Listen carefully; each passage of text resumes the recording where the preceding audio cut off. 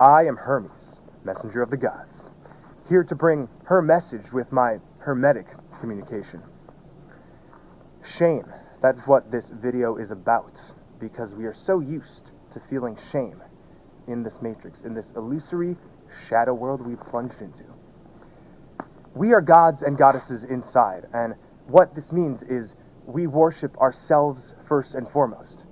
Now, as I've been saying, the astral web is the unified field we are all connected to. So this means we are an unbroken family.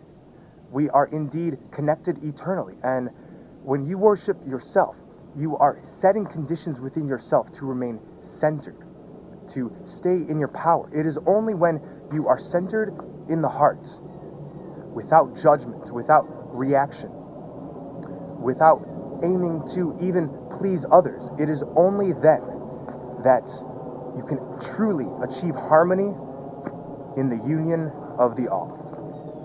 We are indeed unified, so nobody is being left behind during this transition. Those who have spilt their blood over their divine intent. I have gotten a lot of comments and emails asking me what books should I read and will I be good enough? How can I open my heart? My friends, as I've been saying, we cannot analyze this with our brains. This is the heart we're talking about. This is not a machine. This is the very center of our being. And what this means is we must flow. In the state of flow, we do not resist against anything, and therefore we observe the universe with open arms readily all the time. Because every experience, every visitor in our lives holds a sacred message and nothing less. With the heart activated, the world comes alive.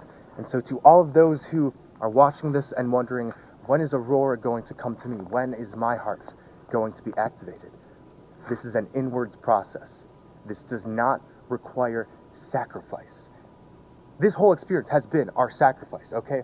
And we were instilled with the fear of God, which told us that if we want to ascend, achieve higher states, we must cut off one of our limbs and walk like that. Times are changing, duality is dissolving, and this means, do you want to dance? Do you want to sing? Do you want to connect with your brothers and sisters? Do you want to sit in a room and do puzzles? All is divine and all is warranted in the astral web.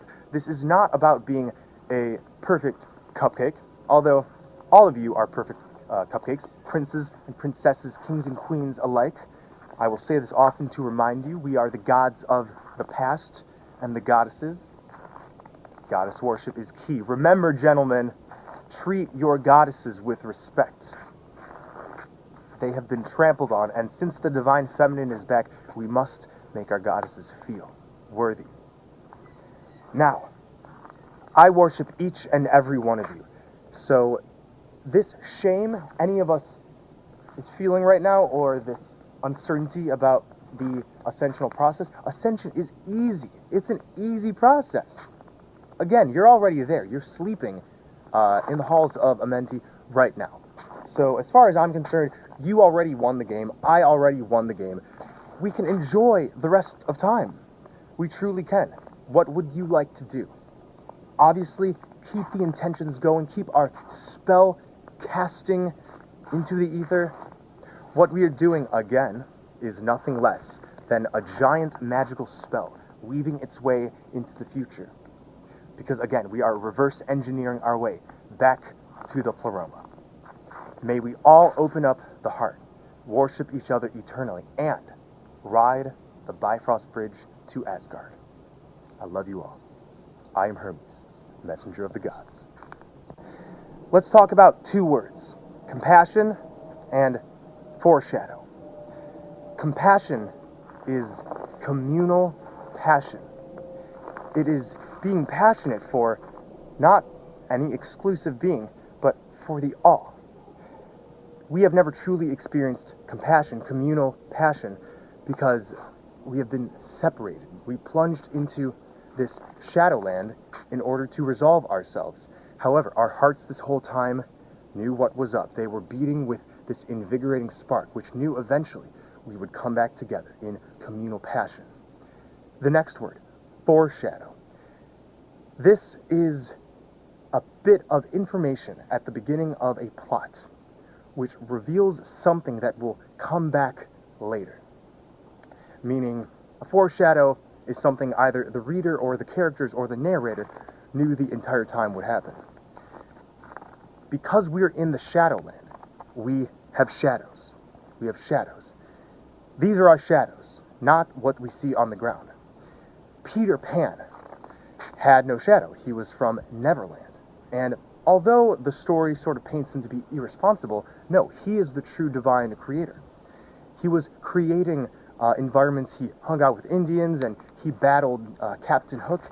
He did much on his own time because he was not in time, and therefore he had no shadow and he never aged.